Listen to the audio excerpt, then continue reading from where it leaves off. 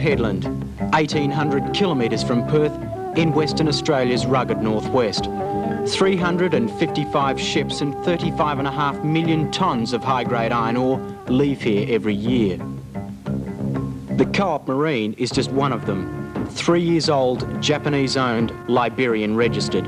She's bound for Japan with her $2 million cargo, more than 100,000 tonnes of high-grade iron ore. It should be just another voyage.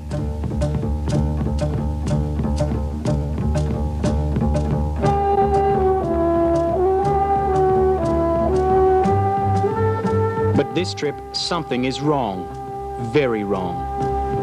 The pilot briefed the captain on the state of the tide, the recommended track on the chart, pointed out the buoys or beacons at that stage that were visible to the ship, and then left the captain to get on with the passage of the recommended track.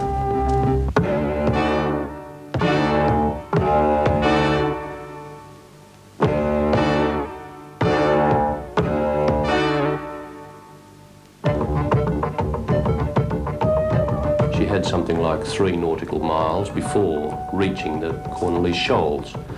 So literally right up to a point, maybe 1,000 metres short of the Cornwallis Shoal, she could have turned in safety.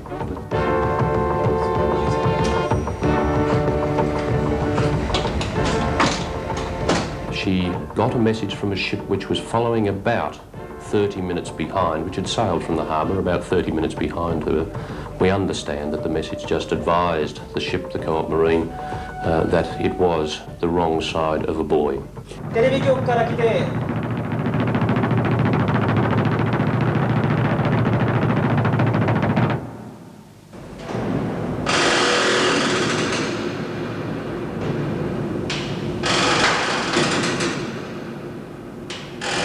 Incredibly, that's the sound of the Co-op Marine's tortured hull plates being dragged backwards and forwards by the swell across the reef where she's run aground. She's damaged, badly damaged. 20 metres below deck, deep in a midsection, 25mm thick steel has been twisted and bent at right angles and then further. And she's stuck fast on the Cornwallis Shoal, 40 kilometres northwest of the port. Nearly 3/4 of a forward length is resting on the reef in just a few metres of water. Fully laden and at 12 knots, a ship this size needs hundreds of uninterrupted metres in which to turn and several kilometres to come to a dead stop. The Co-op Marine simply ran out of deep water. The path from Port Hedland to open sea is a tricky one, bounded by sandbars, hidden reefs and low water. The Co-op Marine's path was one to disaster and signalled the beginning of the biggest salvage operation in Australian maritime history, and indeed, one of the biggest in the world.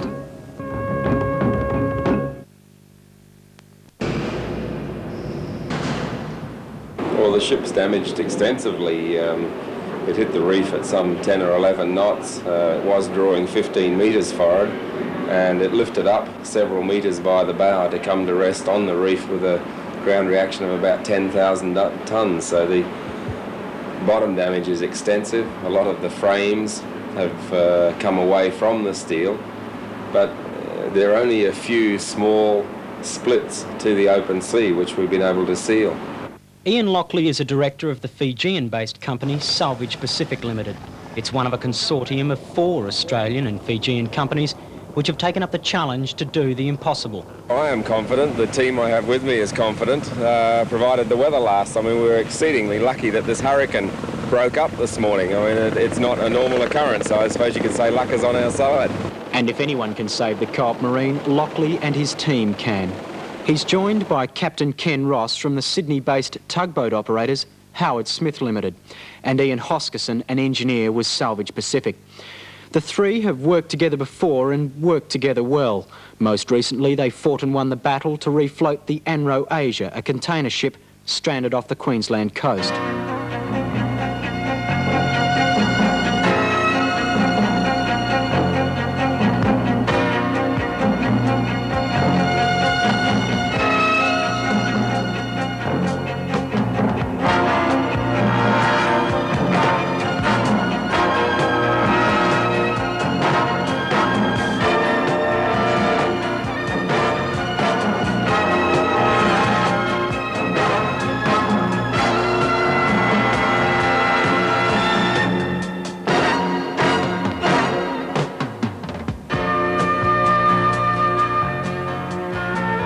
simply, Lockley is to the marine salvage game what Red Adair is to the oil business. The former Queensland fitter and turner has done half a dozen jobs this size and hundreds of smaller operations. He hasn't lost one yet. His most memorable came in 1964 when he and a friend dived on an overturned dredge in Moreton Bay. 9 men died, but Lockley brought another 15 safely to the surface. Just another job, he says, but others thought differently. He was awarded the British Empire Medal for courage.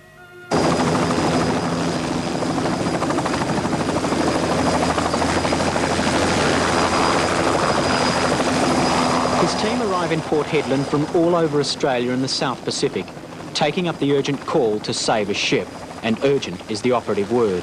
This is cyclone season in Port Hedland, where winds can go from a gentle breeze to more than 250 kilometres an hour, and all within half a day.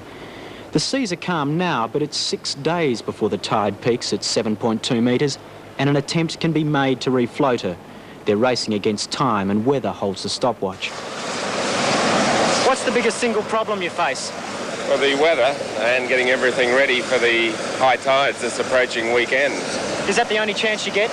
No, it's not the only one, but it's the first one. And the way the hull is collapsing under the extreme pressure of the cargo, it may be the only one.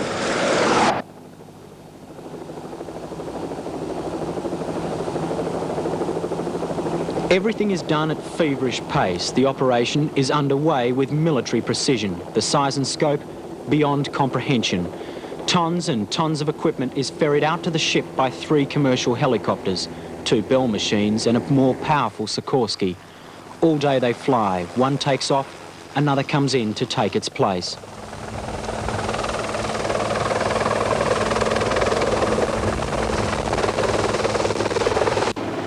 Countless generators, compressors, lights, welders, fuel, tools, food and 2 front-end loaders.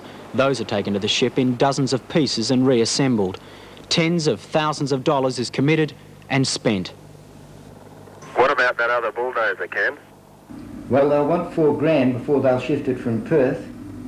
Yeah, well, that's expensive, but it doesn't really matter. We've got to have it, so pay them the money and let's get it underway. And always in the back of their minds, that tiny clause in the salvage contract, no cure, no pay. They'll spend more than $1 million on this operation. If the ship is saved, they'll double that. And if it's not, they get nothing.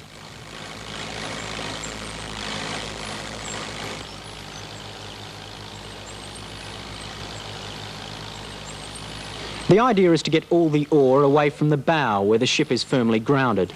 It's to be pushed back down the length of the ship to lighten and better distribute the load. More than 100,000 tonnes of ore. Too big a job for these bobcats, so they are to prepare a platform for 4 big bulldozers.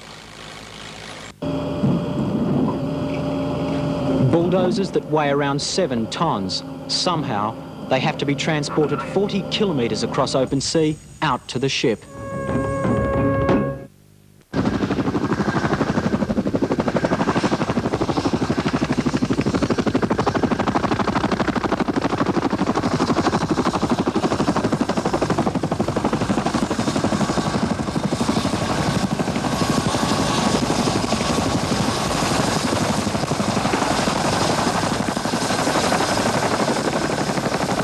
The cavalry, or more accurately, the Royal Australian Air Force and their massive Chinook helicopter, flown all the way from Amberley Air Base in Queensland.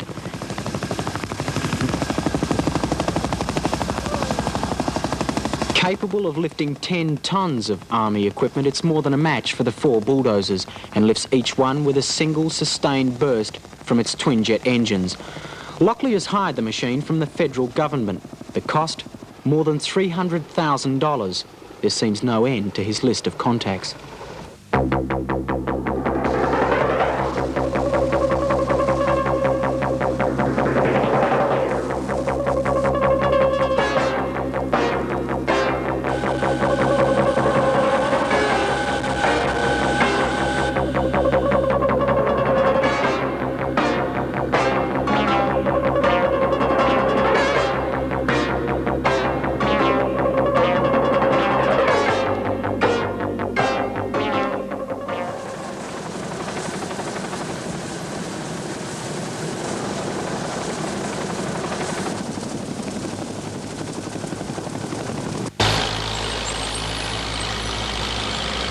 The bulldozers waste no time. No one wastes any time.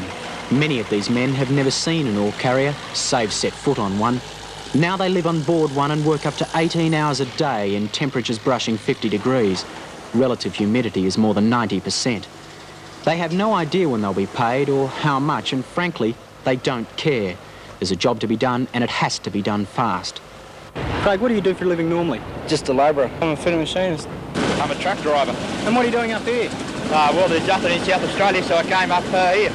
Come over to Australia and I heard this was going on, so I come over on the ship. It was up on the reef. Do you know what you're being paid? No, not even worried about it. I don't know yet. We'll find out when we get back to the steamship company. No, I wouldn't have a clue. Regrettably, some of the ore must go. Lockley wants the ship made even lighter up forward, and the order is given to jettison part of the cargo over the side. The Chinook lifts conveyor belts from a tugboat. It's 200 km/h downdraft, making the job just that much more hazardous for those underneath.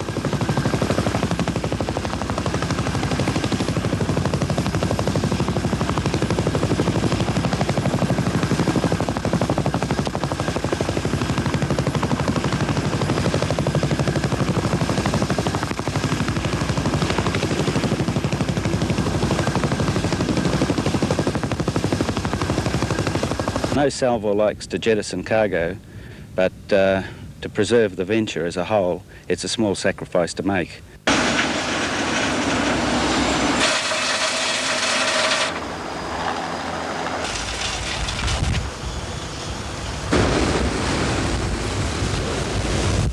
The salvage team want at least 3,000 tonnes over the side by lift-off date, now just 48 hours away.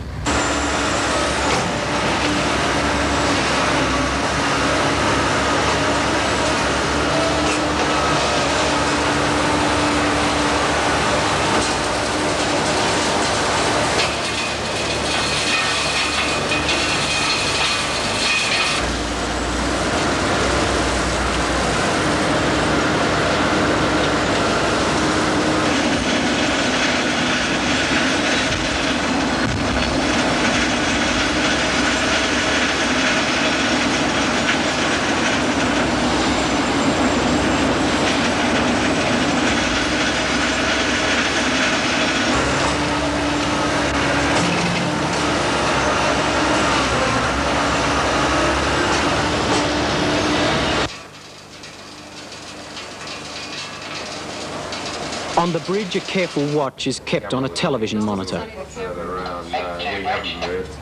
A diving team has been brought across from Coogee in New South Wales, and they've set up an underwater camera off the ship's stern.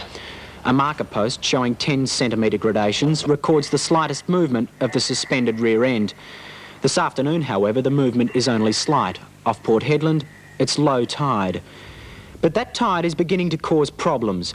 The ship is being made lighter by the hour, and at low tide, the stern literally bounces up and down on the seabed. At high tide, it shimmies and pivots across the reef. How much of this treatment will she take?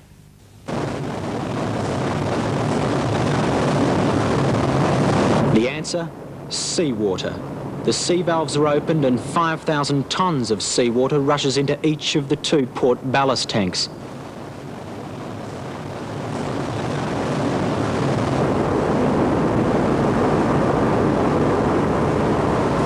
The combined weight will hold the carrier steady against wind and tide until liftoff, and then it will be simply pumped out. Happy birthday to you. Thank you very much. Even in the million-dollar ship-saving business, there are the lighter moments. The man with all the problems resting firmly on his shoulders has turned 39, and the team's naval architect, Alan Cahoon, is 60. Both hope their smiles are just as wide tomorrow. They've spent 7 days working towards tomorrow. I can't foresee any problems. The weather's on our side, the tides are high, the ore is over the side, and the ballast is going out now in preparation. We're all crossing our fingers. All is in readiness on board the Co-op Marine, or as ready as it will ever be. Dozens of wire-threaded tow ropes are laid out ready to accept the tugs that will drag her off the reef in just 14 hours' time. Gear and equipment, its job done, is laid out ready to go ashore. Half a dozen tugs built for power, not for speed, begin the long, lumbering journey out to the ship.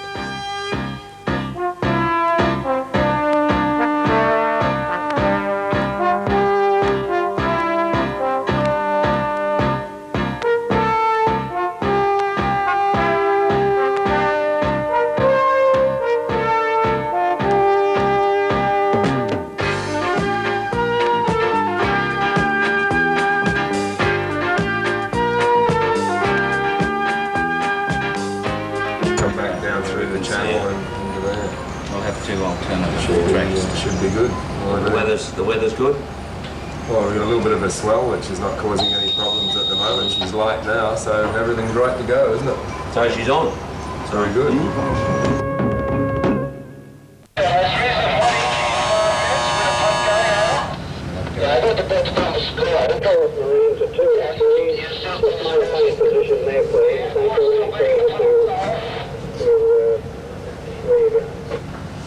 Saturday, 9 o'clock, 3 hours before midnight and high tide. The bridge is in darkness. Only through a specially adapted, high-sensitivity night lens can these pictures be recorded. The tension mounts. The tugs are in position and take up the strain. Lockley orders them to half power.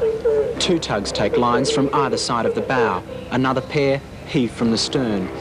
And the remaining 2 shunt against the starboard side. They must keep the ship in line, prevent beam winds or any sea movement from pushing her sideways and higher onto the reef. It's a little after 10:30.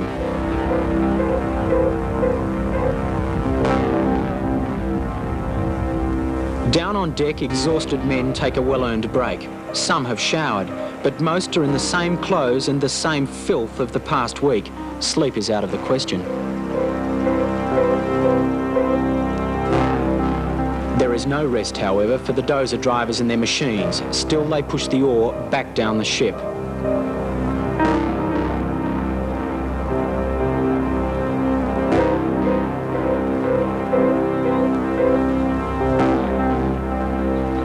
High tide approaches. Lockley orders full power, and between them, the tugs are generating more than 210 tonnes of power.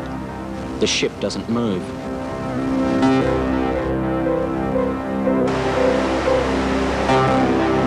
Deep below, her engines have been gunned into life. The $7 million 6-cylinder diesel is 4 stories high, generates 18,000 horsepower.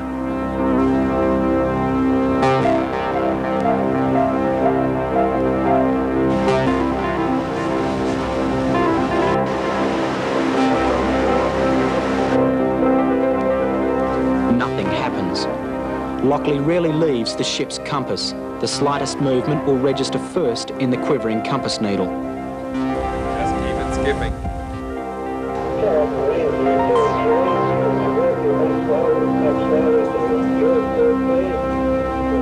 One of the tugs radios the bridge. Her engine is overheating and she shuts down to half power. Then, 10 minutes before the tide peaks, comes the radio message that spells disaster. A diver, Rick Poole, is deep below in number 2 port tank. It has sprung a leak, a major leak. Let me just think about it and I'll tell you how big it is. As an uneducated guess, I'd say about 10,000 tonne an hour. Poole's estimate of the damage is to prove excessive, but the end result is the same. The attempt has to be abandoned. When the ship ran aground, it came to rest on an outcrop of reef. During the attempt, the ship has actually moved 3 metres, and that knot of rock has acted like a tin opener on the hull.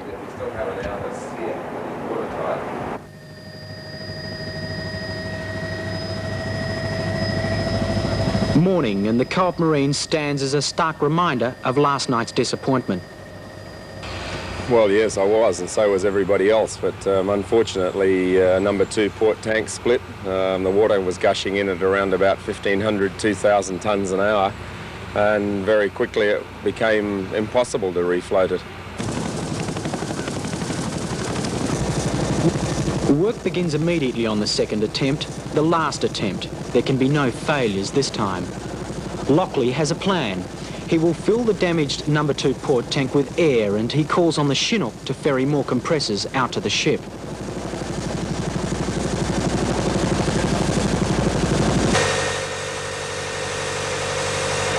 Those are to be used to pump 1.75 million cubic metres of air into the damaged tank, forcing the seawater back out the jagged hole. Iron ore continues to go over the side, another 2,000 tonnes of it. Still, the bulldozers keep working.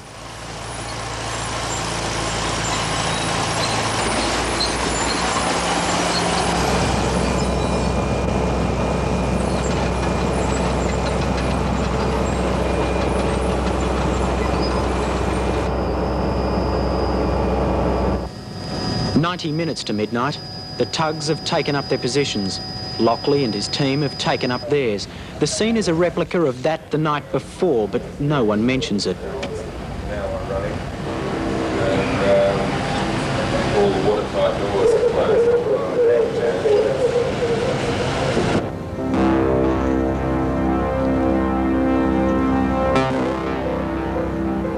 There's an uneasy calm everywhere. It has to work. 9 days back-breaking effort by the 100-strong salvage team ends tonight, one way or the other.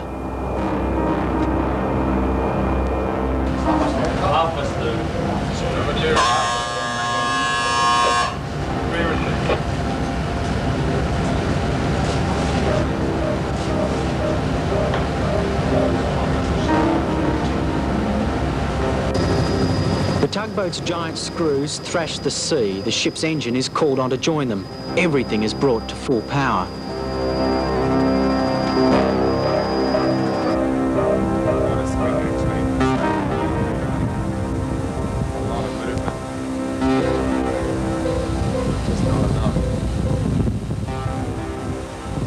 The compass has registered a swing. The ship is pivoting on the reef, but still it refuses to budge.